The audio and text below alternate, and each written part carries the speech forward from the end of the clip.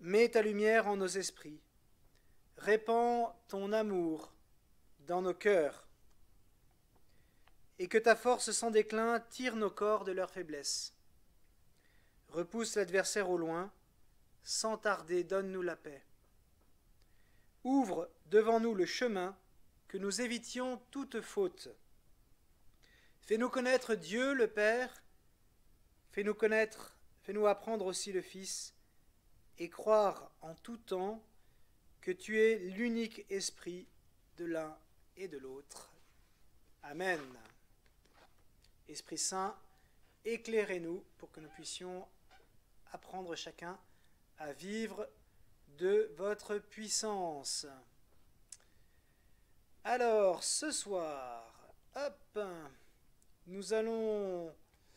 je vais commencer par une petite anecdote qui est arrivée il y a quelques jours, qui était très, très étonnante, et qui est un vrai clin d'yeux pour moi.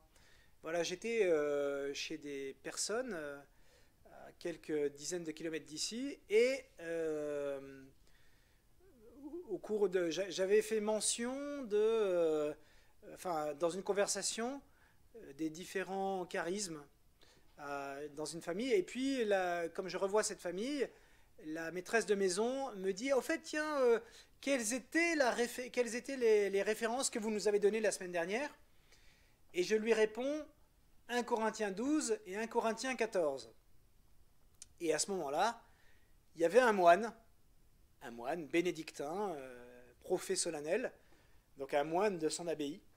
Et quand il entend 1 Corinthiens 12 et 1 Corinthiens 14, un moine, hein, je ne vous parle pas de quelqu'un qui est d'une communauté nouvelle ou je ne sais pas quoi. Un moine bénédictin, quand il entend 1 Corinthiens 12 et 1 Corinthiens 14, il a juste dit « Ah, les charismes ». Et j'ai trouvé ça génial, voilà, qu'un moine, je n'ai pas plus creusé la question avec lui, mais ce qui était certain, c'est que dans la façon dont il l'a dit, ça signifiait, ben voilà, je sais ce que c'est que les charismes, j'ai travaillé la question. Un moine bénédictin, aujourd'hui en 2020,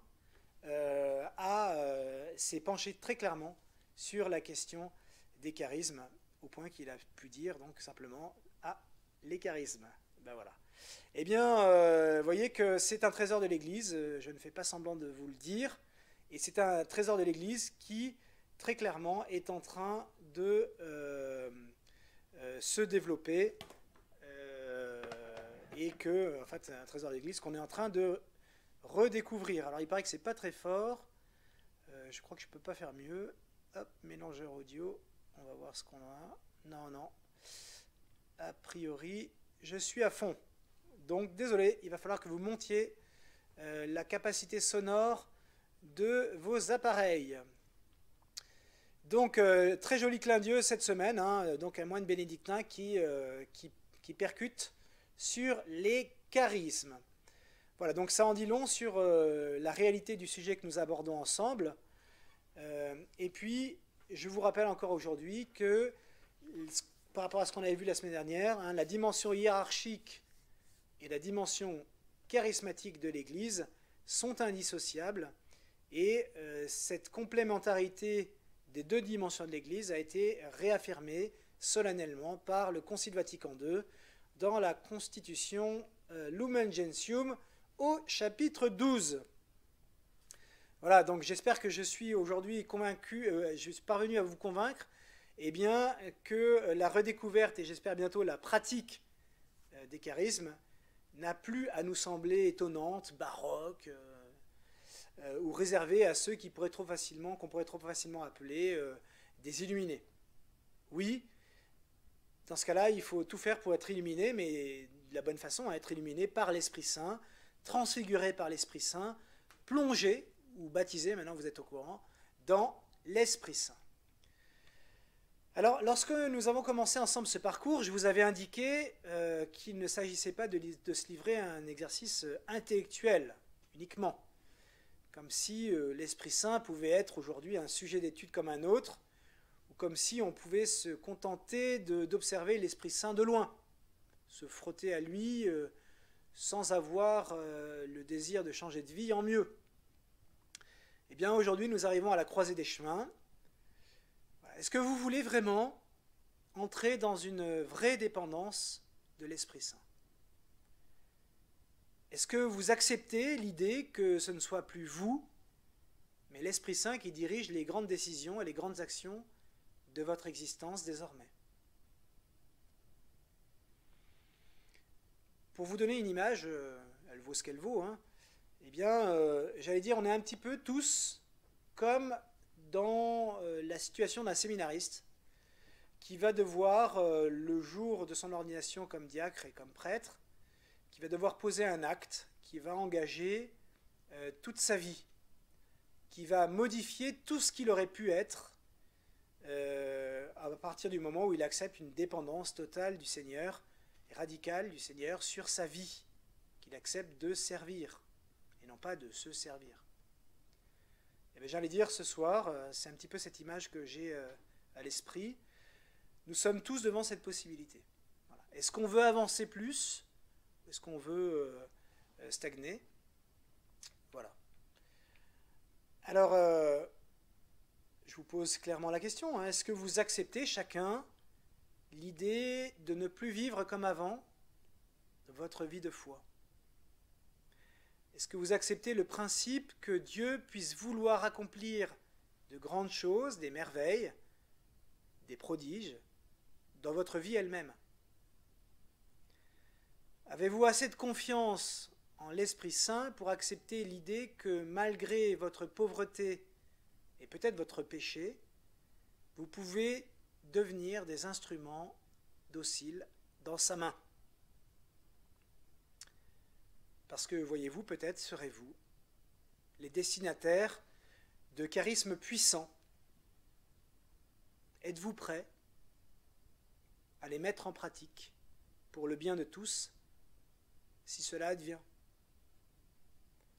Êtes-vous prêts à être attentifs et à faire croître ces charismes, le cas échéant?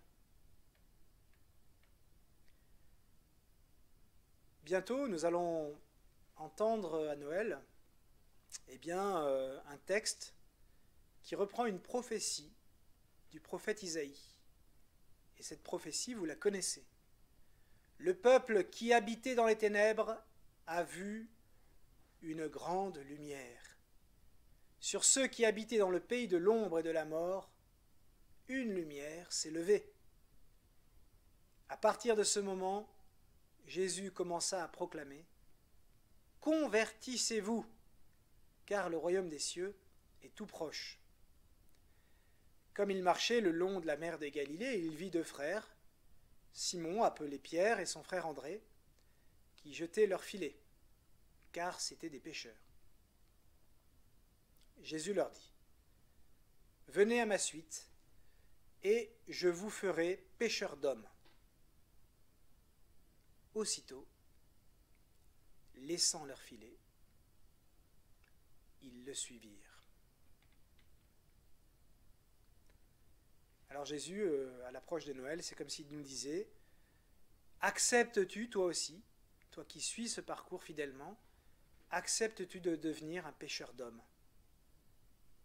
Es-tu prêt, es-tu prête à suivre les inspirations de mon Esprit Saint, si bien que tu puisses contribuer par sa puissance à la conversion de ta paroisse et à faire de nombreux disciples autour de toi? Vous le savez, un engagement, ça coûte. Nous allons voir dans une première partie ce soir que nous ne pouvons pas faire l'économie de la conversion personnelle. Si nous voulons nous mettre sous l'influence de l'Esprit Saint, il faut nous convertir. Ensuite, nous verrons dans une deuxième partie les charismes les plus évidents que l'Esprit Saint accorde, et en particulier aujourd'hui, les charismes dits de parole. Et enfin, nous prierons les uns pour les autres grâce à Zoom, comme nous l'avions fait il y a 2 séances précédentes. Alors j'espère que Jeanne, d'abord, est parmi nous, et j'espère qu'elle aura retrouvé la vue, parce que elle n'y voit pas très bien ce soir. Mais j'espère quand même qu'elle sera efficace pour nous enseigner à vivre la prière des frères.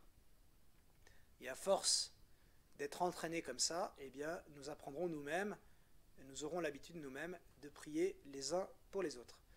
Alors tout de suite, eh bien, je vous passe donc le premier topo sur l'Esprit Saint qui opère en nous des conversions. Et très honnêtement, j'espère que ça va fonctionner. Nous allons donc maintenant voir dans cette première partie le lien entre l'Esprit Saint et la nécessaire conversion. Alors nous trouvons dans l'Épître aux Romains cette petite parole de saint Paul qui nous dit « Je vous exhorte, frères, à vous offrir vous-même en sacrifice vivant, saint, agréable à Dieu. C'est là le culte spirituel que vous avez à rendre. » Donc il nous faut être, dans notre vie chrétienne, une offrande agréable à Dieu. Une offrande qui puisse être agréée par Dieu. Rappelez-vous, Caïn et Abel, le sacrifice de Caïn n'a pas été agréé par Dieu, alors que le sacrifice d'Abel l'a été. Et c'est pour ça que Caïn a tué Abel par jalousie. Alors comment est-ce que nous pouvons faire de notre vie une offrande agréable? La prière eucharistique numéro 3, que vous connaissez, puisque nous la prenons quelques fois, voici ce qui est dit dans cette prière eucharistique. Nous présentons cette offrande vivante et sainte pour te rendre grâce. C'est celle du Christ. Regarde, Seigneur, le sacrifice de ton Église. Daigne y reconnaître celui de ton Fils qui nous a rétablis dans ton alliance. Quand nous serons nourris de son corps et de son sang et remplis de l'Esprit Saint, accorde-nous d'être un seul corps et un seul esprit dans le Christ. Donc là, l'Esprit Saint qui fait l'unité dans le corps du Christ, qui est l'Église, et que l'Esprit Saint fasse de nous une éternelle offrande à ta gloire. Donc, c'est l'Esprit Saint qui vient faire de nous une agréable offrande aux yeux du Père.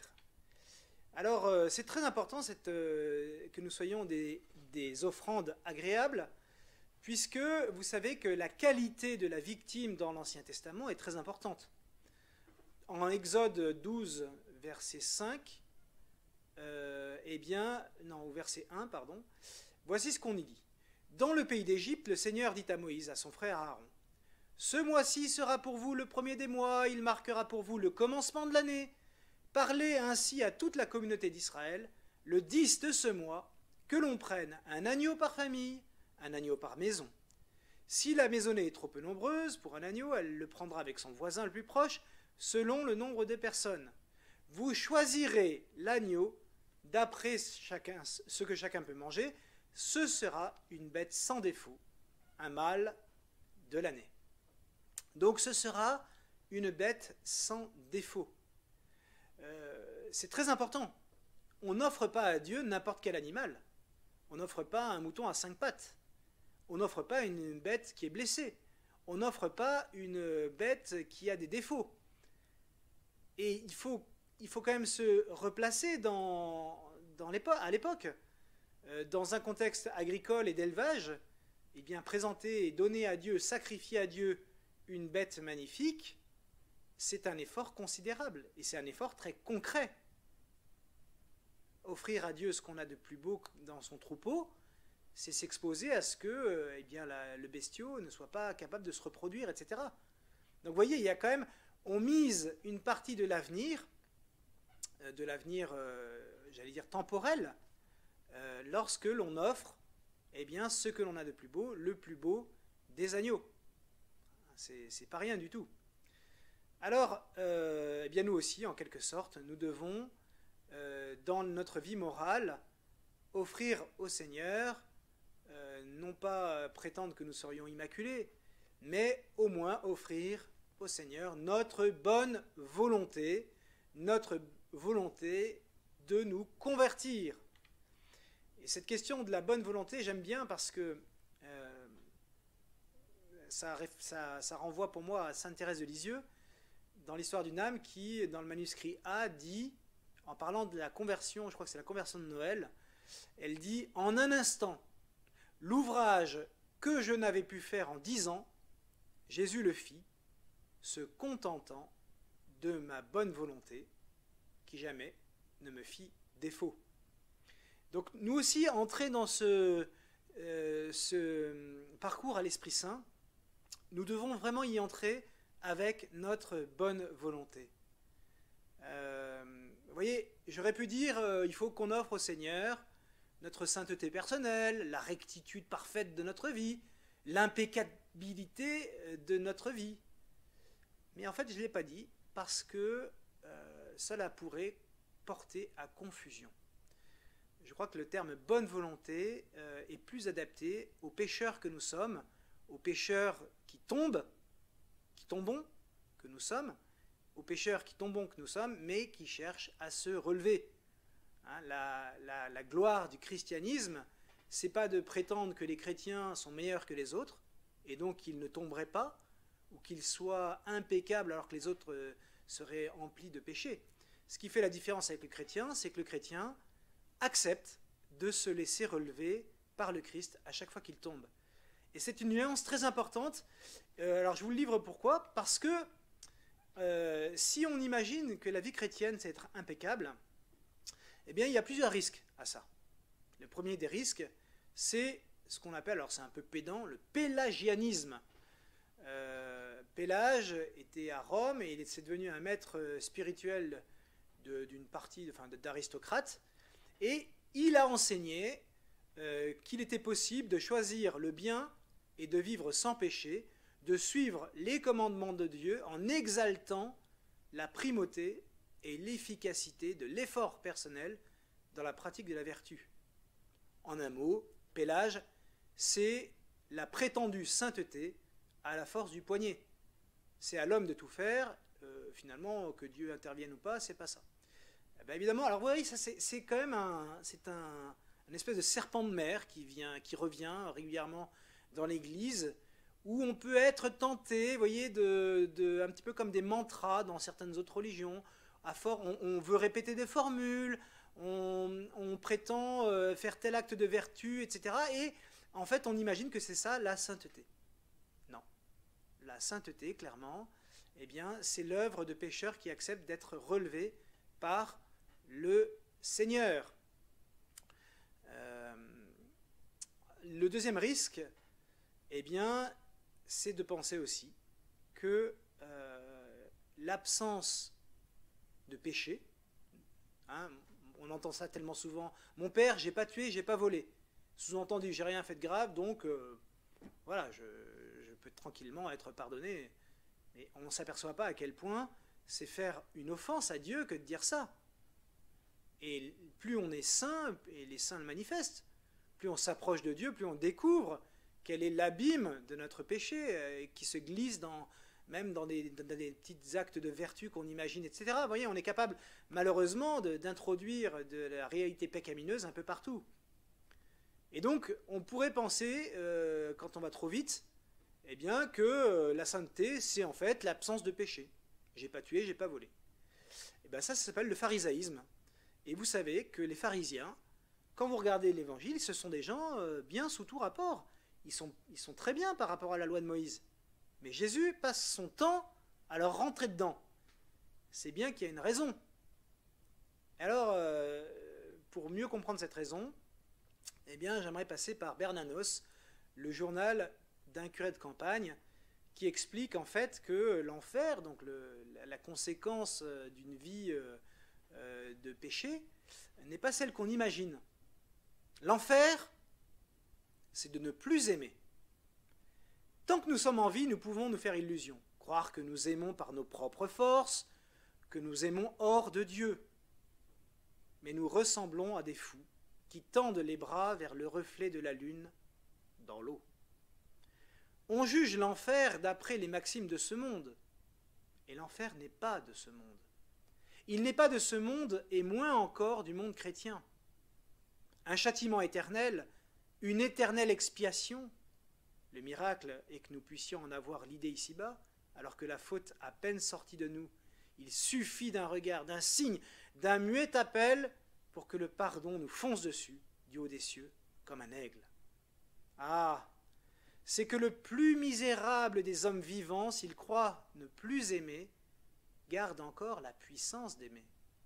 Notre haine même rayonne, et le moins torturé des démons s'épanouirait dans ce que nous appelons le désespoir, ainsi que dans un lumineux, un triomphal matin. L'enfer, madame, c'est de ne plus aimer. Voilà, ce petit détour par Bernanos, qui, de manière très poétique, nous montre que l'enfer n'est pas l'accomplissement, ne correspond pas à l'accomplissement d'actes mauvais, nécessairement, et inversement, plutôt, c'est la démonstration, c'est pas parce qu'on ne connaît pas en apparence ou en conscience d'actes mauvais que nous sommes saints. Ensuite, il y a un risque de découragement lorsqu'on est pécheur. Si on croit que la sainteté, c'est ne plus pécher, c'est tout à fait décourageant. Parce que pour vous, je ne sais pas, mais pour moi, je sais que je suis pécheur. Et si on m'explique que la sainteté n'est pas possible parce que je suis pécheur, alors c'est le plus grand des découragements. La sainteté n'étant pas pour moi. Eh bien, vous allez voir que même des personnes défaillantes peuvent recevoir des charismes. Et pensez, par exemple, au centurion païen. Vivre comme un païen, c'est vivre plongé dans la réalité du péché. Ne pas être éclairé par la lumière du Christ. C'est vivre sans Dieu, sans la vérité de Dieu, sans la lumière de Dieu, sans le baptême, sans Jésus. Eh bien, c'est bien un centurion païen, plongé tout entier dans les ténèbres obscures de son paganisme, qui va dire le premier, au pied de la croix, vraiment, cet homme était le Fils de Dieu. L'Esprit Saint manifeste un charisme de prophétie chez ce païen, et on voit bien qu'un charisme peut être donné alors même qu'il y a une réalité de péché. Enfin, il y a un grand risque, et là il ne faudra jamais y tomber, c'est celui d'assimiler l'exercice d'un charisme à la sainteté supposée de la personne. En gros, on veut faire de la personne un saint sous prétexte qu'elle va pratiquer un charisme reçu. Eh bien, je vous ai montré la semaine dernière que déjà, dans ce qui est de l'ordre de la dimension hiérarchique de l'Église, je vous ai montré que je pouvais trahir mon sacerdoce. Le sacerdoce, qui est une grâce reçue de Dieu avec toute la force que donne Dieu, etc., est-ce que je peux y être infidèle? La réponse est oui. Et vous savez même, je vous l'ai dit, que bien qu'étant infidèle, il serait tout à fait injuste que vous, les fidèles, eh bien, la réalité sacramentelle dépende de mon état intérieur de sainteté ou pas. Parce que vous ne seriez jamais sûr des sacrements que vous recevez, si jamais ils dépendaient ou non de mon ouverture à la grâce. Et donc, de la même manière, et c'est là où il faut faire ce subtil parallèle, eh bien, l'exercice des charismes peut se faire, c'est mystérieux, mais c'est comme ça, peut se faire aussi accompagné d'une vie qui, à certains moments, peut être complètement défaillante. On peut trahir un don sacramentel, comme le sacerdoce, on peut trahir aussi un charisme reçu. Je vais vous donner un exemple tout simple. Admettons que vous, le Seigneur, l'Esprit Saint vous donne d'exercer un charisme, par exemple, de guérison, et que d'un seul coup, vous commenciez à vous enorgueillir, eh bien, parce que par vous, vous faites du bien, et le Seigneur accomplit des merveilles. Si jamais vous vous attribuez les merveilles qui sont en fait le fait de l'Esprit Saint, vous avez trahi votre charisme. Et on va voir Saint Paul qui va dire ça. Saint Paul qui va dire dans la première épître aux Corinthiens, chapitre 13, que vous connaissez par cœur, « J'aurais beau parler toutes les langues des hommes et des anges, si je n'ai pas la charité, s'il me manque l'amour, je ne suis qu'un cuivre qui résonne, une cymbale retentissante. J'aurais beau être prophète, avoir toute la science des mystères et toute la connaissance de Dieu, j'aurais beau avoir toute la foi jusqu'à transporter les montagnes, s'il me manque l'amour, je ne suis rien. J'aurais beau distribuer toute ma fortune aux affamés, J'aurais beau me faire brûler vif, s'il me manque l'amour, cela ne me sert à rien. Vous voyez, parler toutes les langues des hommes et des anges, accomplir des prophéties, etc., c'est des charismes. Eh bien, saint Paul dit, je peux exercer les charismes sans la charité. Et c'est tragique. Eh bien, voyez, vous avez là la preuve qu'un charisme peut être trahi, puisque, je vous rappelle encore, hein, le but ultime du charisme, c'est de construire le corps de l'Église et de faire grandir la charité entre nous. Donc si l'exercice des charismes n'a pas pour objet la charité, c'est du flan. On trahit en fait la puissance que le Seigneur manifeste au travers de notre vie. Voilà, donc nous sommes vraiment prévenus ce soir. Nous sommes comme des simples fontaines dans un village qui vont recevoir une eau venue d'ailleurs. Alors, clairement, ça va demander pour nous 3 réalités. Courage, audace et loyauté. Alors courage parce que on marche dans l'inconnu. Audace parce qu'il va falloir se lancer. Et loyauté parce que il va falloir vivre en cohérence, même si c'est caché. Vivre en cohérence, ne pas tricher, ne pas bluffer. La proximité de l'Esprit Saint va imposer à chacun d'accepter de se convertir et de s'en donner concrètement les moyens. Alors, saint Jean-Baptiste va prophétiser en Matthieu 3,11 en parlant de Jésus, lui vous baptisera dans l'Esprit Saint et dans le feu. Et bien évidemment, cette prophétie va se réaliser en partie à la Pentecôte avec, vous savez, les langues qu'on eût dites de feu. Et on a vu précédemment que ce feu, que l'Esprit Saint est le feu qui permet de faire de nous, de consommer le sacrifice. Et que tout ce qui a été annoncé dans l'économie sacrificielle de l'Ancien Testament, eh bien, c'est une image pour nous indiquer que l'Esprit Saint va, comme la victime de l'Ancien Testament, nous brûler, avoir une action sur nous pour que nous puissions être offerts au Seigneur.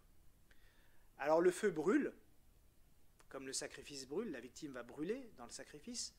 Le feu éclaire et réchauffe, comme un foyer.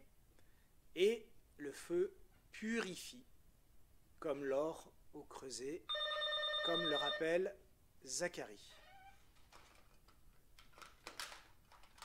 Excusez-moi. Alors,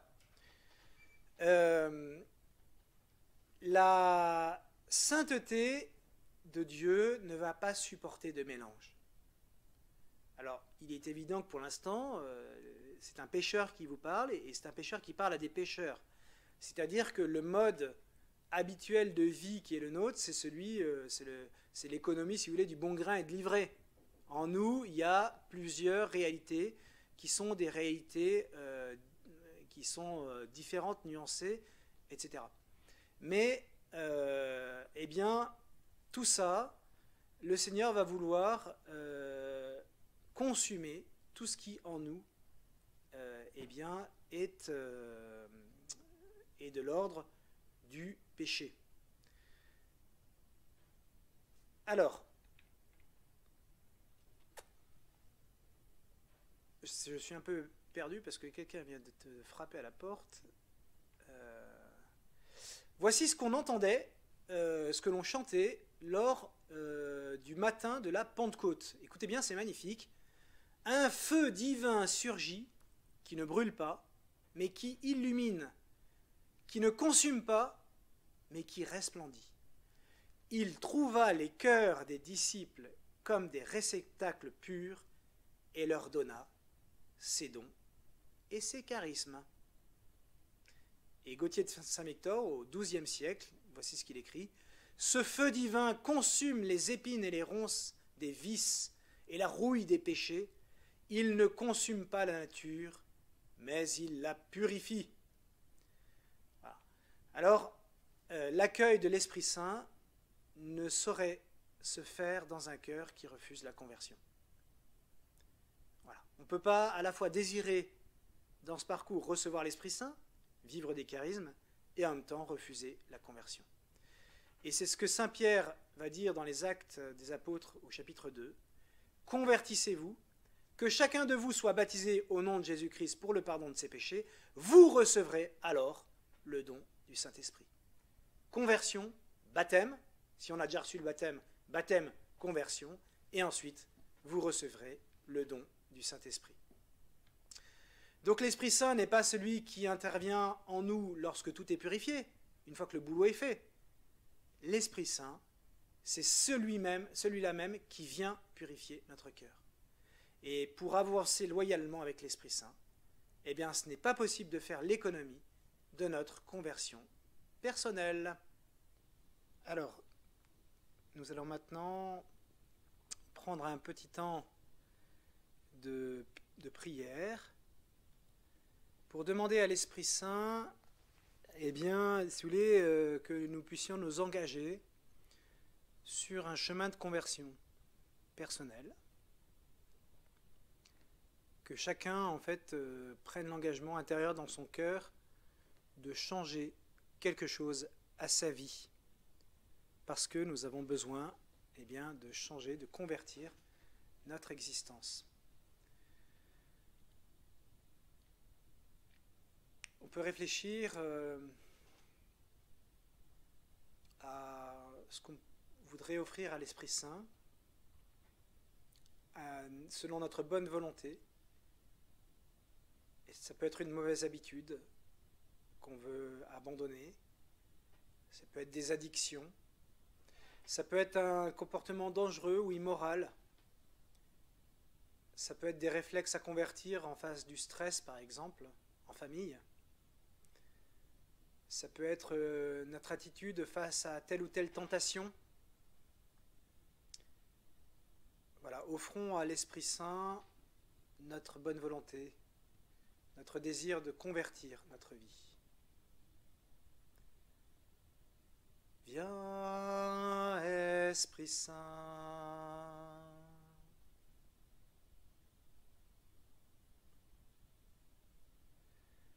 Viens, Esprit Saint.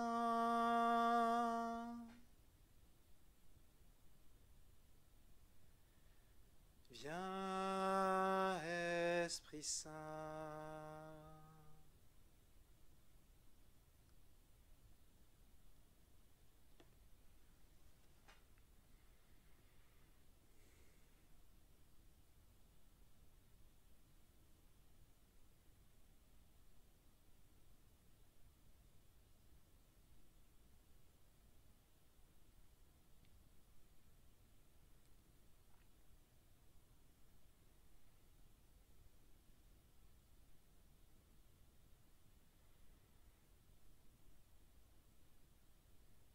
Voilà. J'espère que chacun ici a eu l'occasion donc d'offrir à l'Esprit Saint quelque chose de sa vie sous le mode de la conversion. Beaucoup de grâces nous sont données à partir du moment où, encore une fois, on se contente de donner à Dieu notre bonne volonté. Alors, hop. Oui, et puis autre chose très importante pour la suite de ce parcours, on a vu que la dimension charismatique et la dimension hiérarchique de l'Église sont entremêlées. C'est pour ça que je vous invite, là on vient de prendre un engagement dans notre cœur, et si vous n'avez pas eu le temps, vous le prendrez dans votre prière en cœur à cœur avec l'Esprit Saint, en disant « Esprit Saint, voilà, pour montrer ma bonne volonté, je voudrais abandonner telle chose ou je voudrais convertir telle chose ». Mais je vous invite à donc évidemment ne pas négliger la dimension hiérarchique de l'Église et de recevoir la grâce du sacrement de la réconciliation. Donc avant Noël, allez vous confesser. Nous les prêtres, nous avons prévu des temps de confession, eh bien, participez à ces temps, venez à ces temps, venez mendier la grâce de la miséricorde. Encore une fois, j'aime bien dire, ça fait plaisir à personne, on n'est pas très heureux d'y aller. Ou alors ceux qui lèvent la main quand on leur demande s'ils sont contents d'y aller, bon, ils sont rares. Mais voilà, il faut y aller. C'est pas parce qu'on aime ça, c'est parce qu'on en a besoin qu'on y va. Donc, à bon entendeur, salut. Alors, nous voyons maintenant, eh bien, les dons les charismes de parole. Là aussi, j'espère que ça va marcher. Et donc, en particulier, nous allons voir le charisme de prophétie. Tac. Nous allons voir maintenant entrer dans le descriptif donc, des différents charismes reconnus comme un trésor de l'Église et qui peut être donc reconnu à la fois dans l'histoire, dans la vie des saints, dans la vie des fidèles, tout ce qui a été redécouvert donc très récemment dans cette nouvelle vague, on va dire, d'attention à l'Esprit Saint. Et aujourd'hui, eh bien, nous allons voir les dons de parole. C'est Marie Hilly. Je vous rappelle donc qu'elle est à la fois qu'elle est théologienne biblique, c'est-à-dire que donc c'est une spécialiste de la Bible, et qu'elle est à la Commission théologique internationale, Commission biblique internationale, et donc elle va, je crois que c'est assez commun à vrai dire, elle va donc classer les différents dons ainsi, donc les dons de révélation avec sagesse, connaissance, esprit, discernement des esprits, ensuite les dons de puissance, dons de foi, dons de guérison, et donc quand je dis dons, c'est charisme en fait, et ensuite charisme pour opérer des miracles, et puis les charismes de parole, la prophétie, et les langues, et l'interprétation des langues. Alors ce soir, nous allons voir la prophétie, et on commencera peut-être à esquisser la question des langues, puisque Saint Paul en fait en parle en même temps, mais malheureusement pour aujourd'hui, ce n'est qu'une esquisse, j'ai pas eu le temps de faire exactement ce que j'aurais souhaité pour vous. Donc tous ces dons, alors ce soir donc nous commençons à voir les charismes de parole, c'est-à-dire la prophétie, le don des langues et l'interprétation des langues. Le don des langues, on l'appelle aussi glossolalie. Et ils ont tous un point commun, c'est qu'ils impliquent la parole. Et la prophétie va être... On distingue le fait que la prophétie soit adressée sous la motion de l'Esprit Saint pour les gens, pour le peuple, alors que la glossolalie, donc le parler en langue, le chanter en langue, eh bien, est adressé à Dieu seul. Et on va commencer par la prophétie, parce que d'abord, vous allez voir que Saint Paul lui donne une prééminence claire, et ensuite, elle est puissamment évangélisatrice. Et encore une fois, c'est Saint Paul qui va nous expliquer pourquoi, mais je vous ai déjà lu d'ailleurs ce passage. Alors, comme c'est un peu décousu ce soir, je vais essayer de vous donner on va à la fois travailler donc l'écriture, ce qui est quand même, voilà, hein, c'est quand même ce qu'il y a de mieux. On ne peut pas se tromper quand on se tourne vers l'écriture. Voilà. Et en même temps, eh bien, je vais vous donner en fait des tas d'exemples pour que vous essayiez, et moi aussi d'ailleurs, de comprendre un petit peu, d'entrer dans ce que ça peut être les différents charismes. Alors je rappelle encore une fois, parce que c'est important comme préambule, que ces charismes identifiés ne sont pas l'entièreté des charismes. Hein, il peut y avoir des personnes qui, dans un contexte donné, par exemple, manifestent, je ne sais pas, un charisme d'organisation. Je me souviens d'une personne qui était membre de la communauté de l'Emmanuel et qui a organisé, qui a été choisi et qui a organisé, alors qu'il n'avait jamais fait ça de sa vie, qu'il n'avait pas de... on n'imaginerait pas qu'il aurait eu ces dons-là. Eh bien, il a organisé, par exemple, des journées régionales de la jeunesse il y a plusieurs années. Et je me souviens, voilà, c'est de voir cet homme qui n'avait pas jamais eu ces capacités, eh bien, il a mené ça d'une main de maître et tout le monde était heureux. Enfin, c'était incroyable. Et vous voyez, il a objectivement reçu un charisme à ce moment-là qui ne venait pas de lui, qui ne venait pas de ses capacités. Mais évidemment, on ne va pas voir entre nous le charisme d'organisation. Donc il y a des tas de grâces, il y a des tas de trésors que l'Esprit Saint veut donner par vous. C'est pas pour ça qu'on les aura vus. Hein, c'est pas exhaustif. Donc voici ce que nous trouvons dans les Actes des Apôtres au chapitre 2, verset 16. C'est le fameux discours de Saint Pierre au moment de la Pentecôte. Et vous allez voir que, eh bien, ça balance du steak, si vous me passez l'expression. Pierre, debout avec les 11 autres apôtres, éleva la voix et leur fit cette déclaration. Vous, Juifs, et vous tous qui résidez à Jérusalem, sachez bien ceci. Prêtez l'oreille à mes paroles. Ce qui arrive a été annoncé par le prophète Joël. Il arrivera dans les derniers jours, dit Dieu, que je répandrai mon esprit sur toute créature. Vos fils et vos filles prophétiseront, vos jeunes gens auront des visions, vos anciens auront des songes. Même sur mes serviteurs et sur mes servantes, je répandrai mon esprit en ces jours-là, et ils prophétiseront. Alors je vais maintenant vous lire un deuxième passage. Donc là c'est Saint Pierre qui annonce clairement la couleur sur la réalité de la prophétie dans l'Église, hein, qui fait partie, qui est un élément constitutif de l'Église. Et maintenant, voici ce que nous trouvons en 1 Corinthiens 14, un des deux passages de l'Épître aux Corinthiens qu'il vous faut connaître maintenant par cœur. 1 Corinthiens 12, 1 Corinthiens 14, on en a parlé. Voici donc 1 Corinthiens 14. Efforcez-vous d'atteindre la charité. Recherchez avec ardeur les dons spirituels, surtout celui de prophétie. En effet, celui qui parle en langue ne parle pas pour les hommes, mais pour Dieu. Personne ne comprend, car sous l'effet de l'inspiration, il dit des choses mystérieuses. Mais celui qui prophétise parle pour les hommes.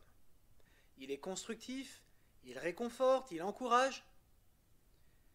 Celui qui parle en langue ne construit que lui-même, tandis que celui qui prophétise construit l'assemblée de l'Église. Je souhaiterais que vous parliez tous en langue, mais plus encore, que vous prophétisiez. Car prophétiser vaut mieux que parler en langue, à moins qu'on interprète ce qui a été dit en langue. Ainsi, on aide à la construction de l'Église. D'ailleurs, frères, si je viens chez vous, que je parle en langue, en quoi vous serais-je utile si ma parole ne vous apporte ni révélation, ni connaissance, ni prophétie, ni enseignement? Ainsi, des objets inanimés comme la flûte ou la cithare, quand ils produisent des sons, s'ils ne donnent pas des notes distinctes, comment reconnaître l'air joué par l'instrument? Et si la trompette produit des sons confus, qui va se préparer au combat? Vous de même. Si votre langue ne produit pas un message intelligible, comment reconnaître ce qui est dit? Vous serez de ceux qui parlent pour le vent. Il y a dans le monde je ne sais combien d'espèces de langage, et personne n'en est dépourvu.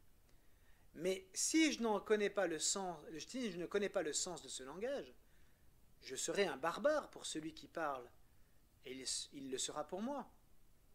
Alors vous, puisque vous êtes avide d'inspiration, cherchez à progresser, mais en vue de construire l'Église.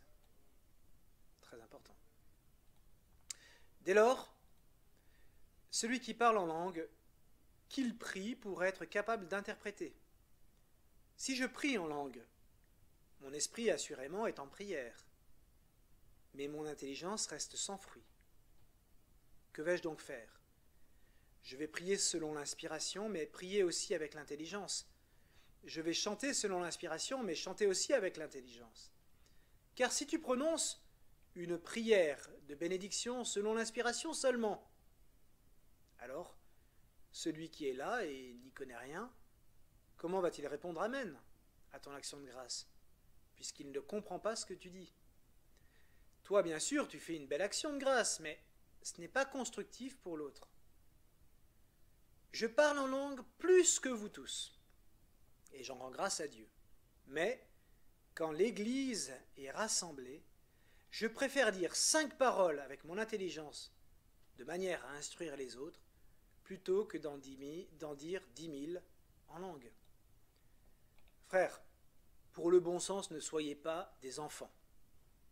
Pour le mal, oui, soyez des petits enfants. Mais pour le bon sens, soyez des adultes. Dans la loi, il est écrit ceci. C'est par des gens de langue étrangère, par des lèvres d'étrangers, que je parlerai à ce peuple. Et même ainsi, ils ne m'écouteront pas, dit le Seigneur. Cela veut dire que parler en langue est un signe non pour les croyants, mais pour ceux qui ne croient pas. Alors que la prophétie est un signe non pour ceux qui ne croient pas, mais pour les croyants. Quand donc l'Église tout entière est rassemblée, si tous parlent en langue, et qu'il arrive des gens qui ne sont pas initiés ou ne sont pas croyants, ne vont-ils pas dire que vous délirez? Si au contraire tous prophétisent et qu'il arrive un non-croyant ou un non-initié, il se sent mis en question par tous, comme soumis à examen par tous. Les secrets de son cœur sont mis au grand jour, il tombera face contre terre pour se prosterner devant Dieu et proclamer vraiment Dieu est parmi vous. Alors frères, quand vous vous réunissez et que chacun apporte un cantique ou un enseignement ou une révélation ou une intervention en langue ou une interprétation, il faut que tout serve à construire l'Église. Et si on parle en langue, qu'il y en ait 2 à le faire, 3 tout au plus, chacun à son tour, et qu'il y ait quelqu'un pour interpréter. Mais s'il n'y a pas d'interprète, qu'on se taise dans l'assemblée, qu'on parle pour soi-même et pour Dieu. Quant aux prophètes, que 2 ou 3 prennent la parole et que les autres exercent le discernement. Mais si quelqu'un d'autre, dans l'assistance, reçoit une révélation, que le premier se taise. Vous pouvez tous prophétiser, l'un après l'autre, pour que tous en retirent instruction et réconfort. Les inspirations des prophètes sont sous le contrôle des prophètes, car Dieu n'est pas un Dieu de désordre, mais de paix, comme cela se fait dans toutes les églises. Alors là, je passe quelques versets que vous irez lire, puisque je n'ai pas envie de me faire trucider par ces dames. Il y a une petite mention qui est très liée en fait au contexte de l'époque. Je reprends verset 36. La parole de Dieu serait-elle venue de chez vous? Ne serait-elle arrivée que chez vous? Si quelqu'un pense être prophète ou inspiré par l'Esprit, qu'il reconnaisse dans ce que je vous écris un commandement du Seigneur. S'il ne le reconnaît pas, lui-même ne sera pas reconnu. Ainsi, mes frères, recherchez le don de prophétie et n'empêchez pas de parler en langue, mais que tout se passe dans l'unité et dans l'ordre.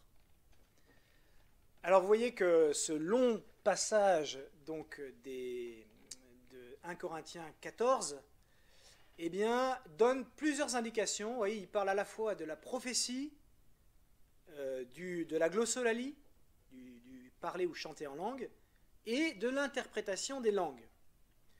Alors on va voir se décliner toutes ces réalités, et ce soir je n'aborderai en fait que la question de la prophétie quasiment.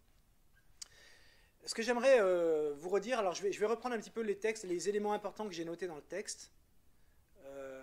Il y en a beaucoup plus que ce que j'ai noté, mais c'est juste pour vous mettre quelques accents mis par saint Paul. D'abord, saint Paul nous dit clairement, et j'aimerais vraiment que ce soit, maintenant ça devrait être clair pour tout le monde, mais voilà, vous êtes vous êtes membre de l'Église. Vous partagez par votre baptême le trésor de l'Église. Vous êtes membre du peuple sacerdotal, du peuple royal, du peuple prophétique. Et donc, tous les trésors de l'Église sont votre trésor. Ce n'est pas réservé à certains.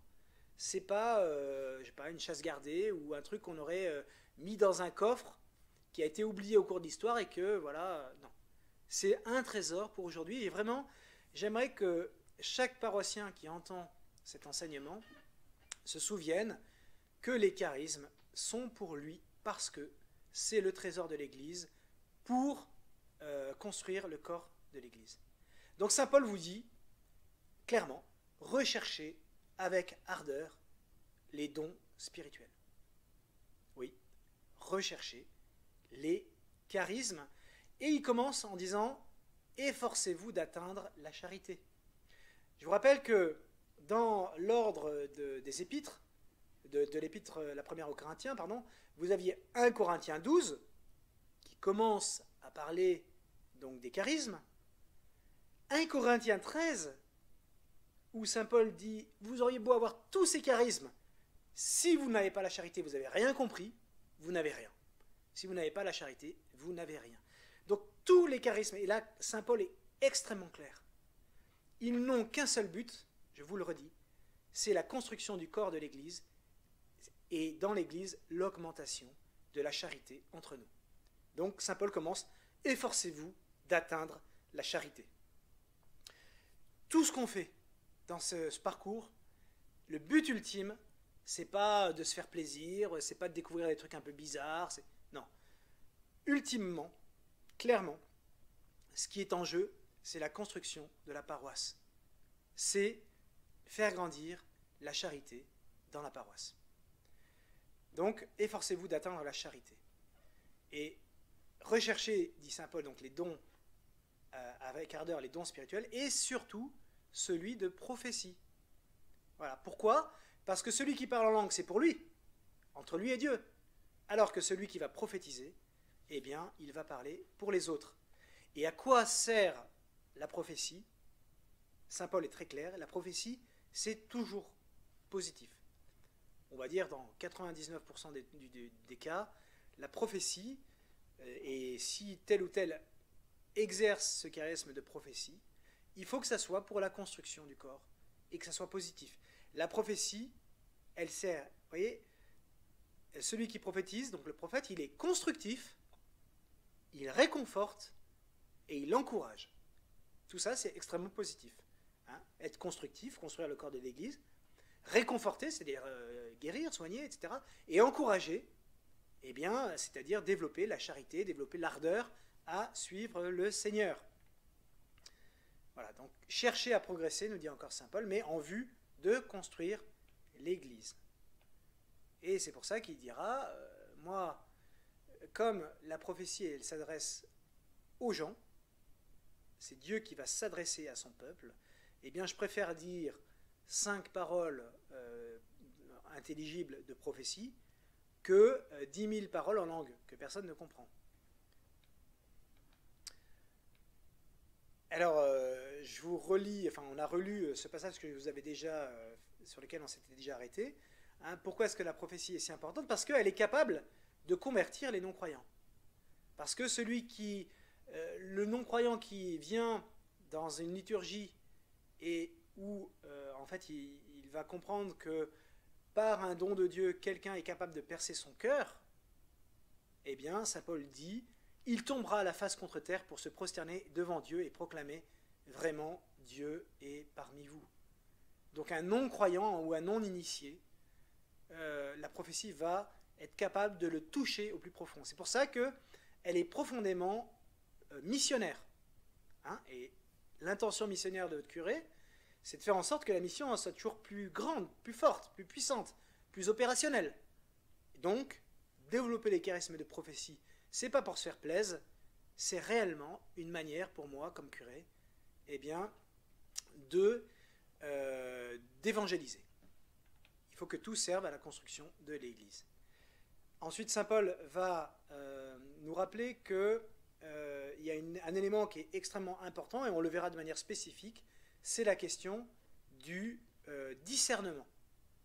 Et lui-même, hein, si saint Paul est obligé de dire à la fin que tout se passe dans la dignité et dans l'ordre, eh bien ça veut dire que, on l'a bien vu, hein, l'Esprit Saint étant un fleuve qu'on ne peut pas arrêter, un torrent qu'on ne peut pas arrêter, il peut y avoir des débordements, il peut y avoir des trucs qui ne sont pas maîtrisés. Et saint Paul se trouve obligé de dire, attention, que tout se passe dans la dignité et dans l'ordre. Mais il le redit encore, recherchez le don de la prophétie. Alors, qu'est-ce que c'est que ce charisme de prophétie? Eh bien d'abord, la prophétie, une petite définition, c'est un message spontané, inspiré par l'Esprit Saint, parce qu'elle vient de Dieu, la prophétie a la force d'accomplir ce qu'elle proclame. On dit que la prophétie, elle est performative. Si vous recevez quelque chose de Dieu, et que vous allez dire cette réalité au nom de Dieu parce que Dieu vous le demande, eh bien c'est la parole de Dieu qui va opérer, et cette parole, elle est performative, c'est-à-dire qu'elle est actuelle, et donc elle est capable d'agir maintenant, elle est capable d'aller jusqu'au moelle, comme dit l'Écriture, elle est capable de discerner jusqu'au moelle, elle est capable en fait de toucher le cœur de tel ou tel. Alors, quelles sont les formes les différentes formes que revêt la prophétie? Eh bien, ça peut être d'abord un conseil que le Saint-Esprit va nous inspirer. On trouve ça, par exemple, dans la mission en fait, de saint Paul et Barnabé, enfin Saul à l'époque. Pourquoi est-ce qu'ils sont partis en mission? C'est pas parce qu'ils se sont dit, tiens, on va partir en mission. Raconté dans les Actes, au chapitre 13, voici ce que ça donne.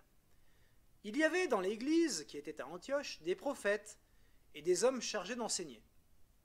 Barnabé, Siméon, appelé le Noir, Lucius de Cyrène, Manaën, compagnon d'enfance d'Hérode le tétrarque, et Saul. Un jour, qu'ils célébraient le culte du Seigneur et qu'ils jeûnaient, l'Esprit Saint leur dit « Mettez à part pour moi Barnabé et Saul en vue de l'œuvre à laquelle je les ai appelés. » Alors après avoir jeûné et prié, et leur avoir imposé les mains, ils les laissèrent partir. Conseil de l'Esprit Saint, maintenant, allez hop, Saul et Barnabé, je vous envoie en mission. Alors, pour vous... je sais pas, encore une fois, je n'ose pas trop parler de prophétie, parce que j'ose pas. Mais enfin, on a bien vu que ça commençait par les choses toutes petites au début. Mais j'aimerais vous donner deux petits exemples, parce que de fausses prophéties et de bonnes prophéties. Alors, j'appelle ça prophétie, mais peut-être les spécialistes diront que c'est pas du tout de la prophétie. Enfin, c'était lorsque je passais donc mes examens de droit. Je devais absolument avoir mon diplôme pour rentrer au séminaire. Grosse pression, etc. Surtout que je me fichais complètement du droit. Et donc, voici que je rends un devoir de droit commercial. Et j'étais persuadé d'avoir vraiment super bien réussi un devoir. Et alors, je ne sais pas si j'ai rêvé ou si ce que j'ai imaginé, peu importe. En tout cas, j'étais convaincu le jour où le chargé de TD rendait les TD. Là, j'étais persuadé, j'avais imaginé qu'il me rendrait la copie après tout le monde, parce qu'elle était tellement bonne que, en fait, eh bien, tous les autres, par humilité pour les autres, eh bien, ils ne me donneraient pas ma copie devant les autres. Alors, le professeur commence, on arrive en cours, j'avais rêvé ça, on arrive en cours, et donc j'étais très sûr de moi. Et puis, le professeur donnait les copies en fonction du meilleur jusqu'au moins bon. Et donc, tac, alors effectivement, il y a le numéro 1, numéro 2, etc. On était une trentaine. Et puis, à partir du moment où on commence à passer en dessous de la moyenne, je me dis, bon, là, c'est bon, de toute façon, c'est clair. C'est, voilà, effectivement, le professeur va m'appeler à la fin et va me dire que le devoir était tellement bon que, bon voilà, par égard pour les autres, mais j'en étais persuadé. Et figurez-vous que ce qui ne devait pas arriver arrive. Effectivement, le professeur rend toutes les copies et dit à la fin, Monsieur Souris-Lavergne, eh bien, on va attendre que les autres partent et je vous rendrai votre copie. Alors là, j'exultais intérieurement parce que bah voilà, la prophétie se réalisait. Donc mes camarades s'en vont, je reste avec le professeur, et là, il se penche vers moi et il me dit « Mais qu'est-ce qui vous est arrivé ?» Vous savez que quand Madame Machin a corrigé votre devoir, elle était dans le palais, elle était au tribunal de grande instance, et elle est devenue folle de rage. Et heureusement que j'étais là pour la calmer. Mais qu'est-ce qui vous est arrivé? Qu'est-ce que vous... Alors, je me décomposais au fur et à mesure qu'il parlait, et en réalité, il a été très content de me dire « Écoutez, heureusement que j'étais là, parce que sinon elle vous aurait mis la note éliminatoire. » Donc ce jour-là, figurez-vous que le professeur m'a effectivement rendu ma copie après tout le monde, mais c'était pour me remettre une copie qui comptait 0,5 sur 20. Voilà, il avait tout fait pour pas que j'ai une note éliminatoire, ce qui m'a permis ensuite de rentrer au séminaire. Mais vous voyez que la prophétie était complètement ratée. Le début de la prophétie était bon, mais voilà, ben, c'était marrant. Mais et je m'en suis souvenu en préparant en fait ce parcours. Et alors, une deuxième anecdote concernant encore un cours de droit, toujours la même matière, droit commercial. Là, alors certains, je l'ai déjà raconté, au moment où donc c'était un examen crucial, vraiment pour que je rentre au séminaire, j'avais 3 matières à passer à l'écrit. C'était la dernière matière, là où j'étais le plus nul, mais j'avais quand même énormément travaillé. Et puis, comme je fais toujours, je demande à l'Esprit Saint de m'éclairer. Il y avait 2 sujets possibles. Et alors je demande à l'Esprit Saint de m'éclairer une fois que j'ai la copie, avant même de lire le sujet. Je dis, Esprit Saint, venez m'éclairer, dites-moi ce que je dois prendre comme sujet pour réussir, etc. etc. Et je regarde, je lis le premier sujet, et là je me dis, ah bah au moins ce qui est sûr, Esprit Saint, merci beaucoup, vous m'éclairez, parce qu'a priori c'est pas celui-là que je vais prendre, parce que j'y comprends rien. Et alors je commence à lire le deuxième en me disant, bah c'est celui-là que je vais prendre. Et là, horreur, je n'y comprends rien non plus. Alors,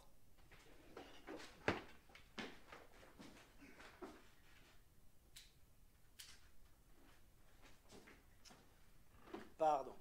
Donc, je n'y comprends rien non plus.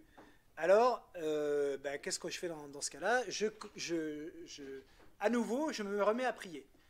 Et comme ça, pendant presque une demi-heure sur 3 heures, je demandais à l'Esprit Saint de m'éclairer parce que vraiment, au bout d'une demi-heure ou 3 quarts d'heure, j'en ai tellement assez de ne pas savoir ce que je vais choisir que je déchire le double sujet, j'en choisis un au hasard et je balance l'autre dans la salle d'examen pour être sûr de ne pas aller le chercher et être sûr de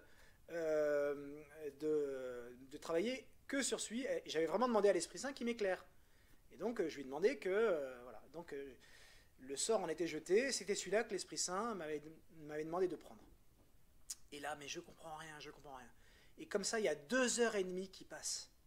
C'était un examen de 3 heures. Et au bout de 2h30, il y a un truc qu'il fallait calculer, enfin il y avait une date qui n'était pas dite dans l'exposé. Finalement, j'ai réussi à la calculer. Et puis, à partir de ce moment-là, alors c'était hyper simple. Sauf qu'il me restait plus qu'une demi-heure pour faire mon devoir. Je ne sais pas si vous imaginez, dans un examen crucial.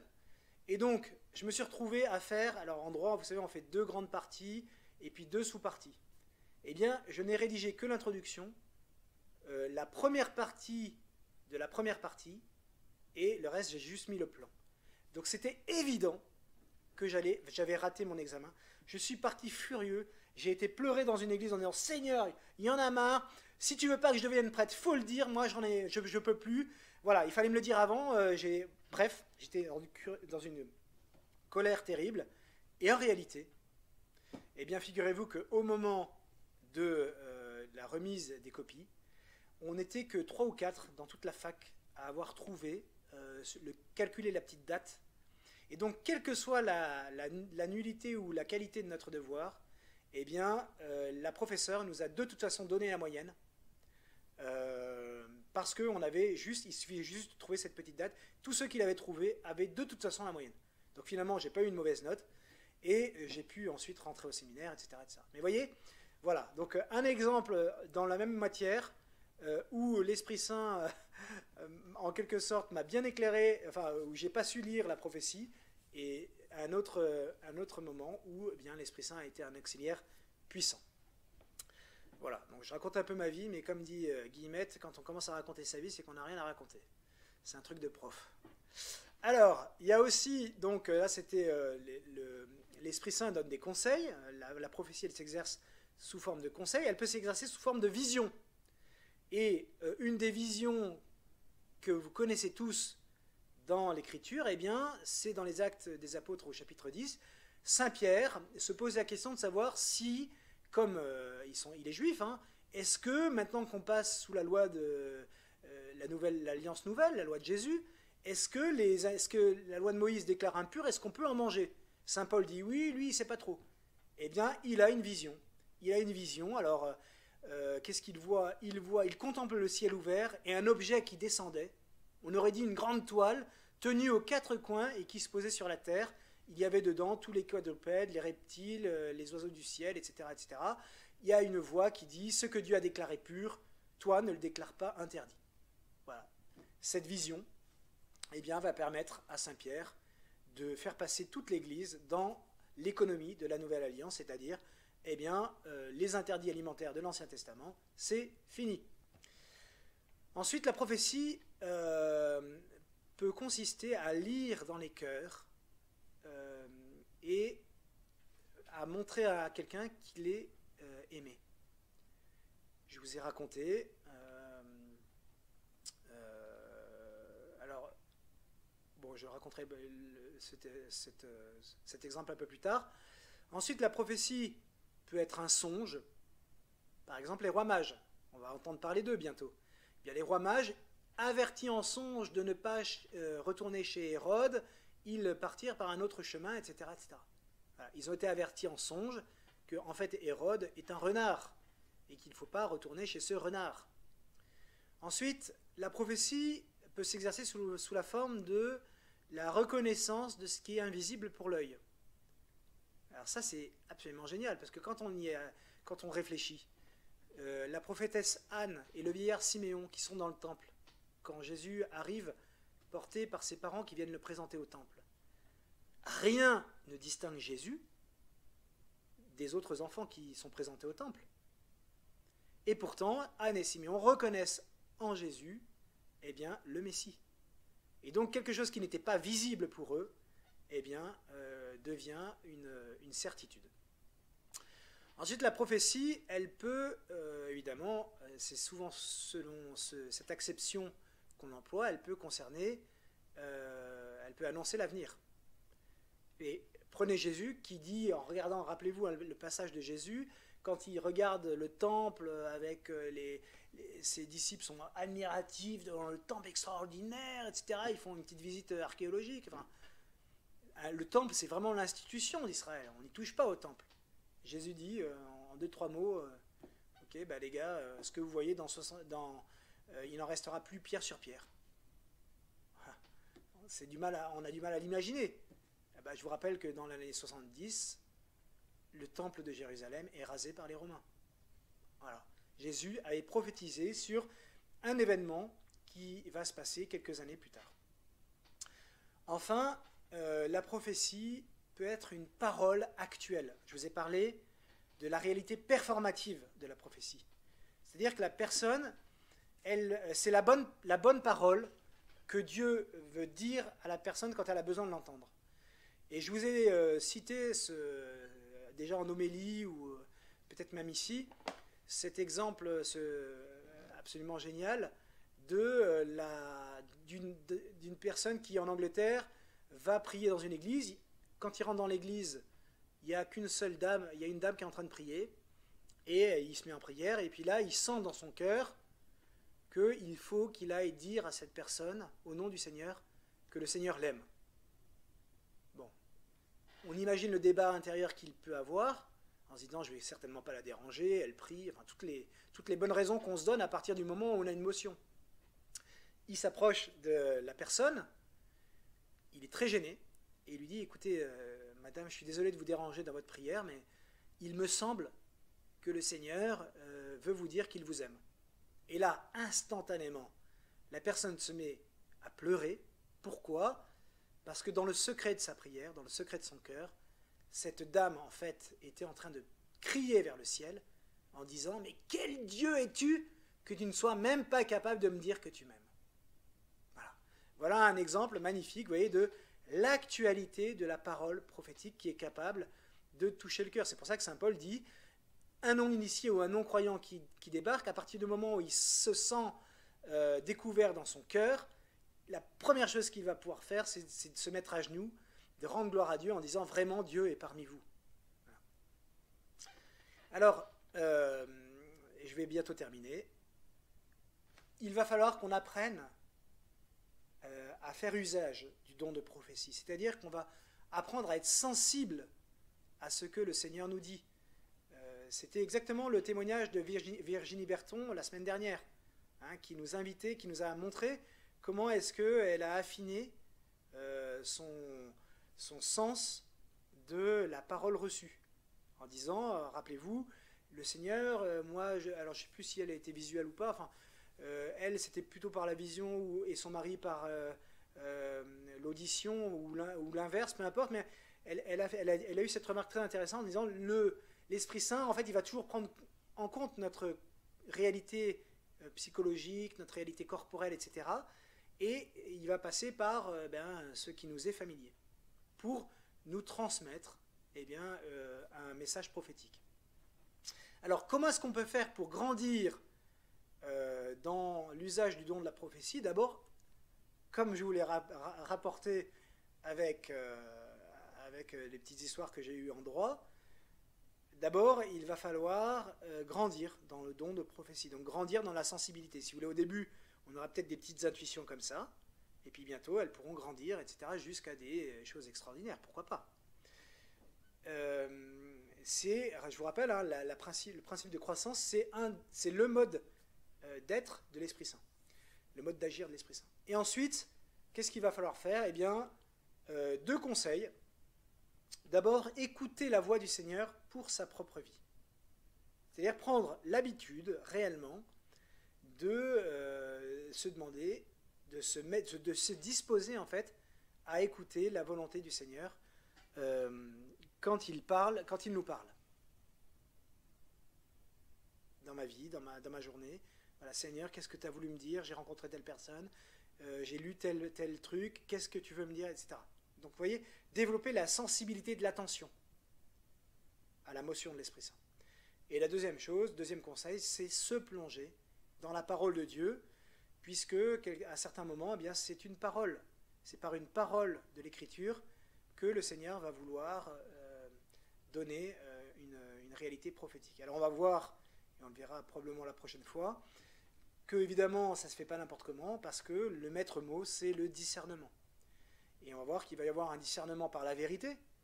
Hein, rappelez-vous mon rêve du professeur qui me rend la copie à la fin pour Pâques, etc.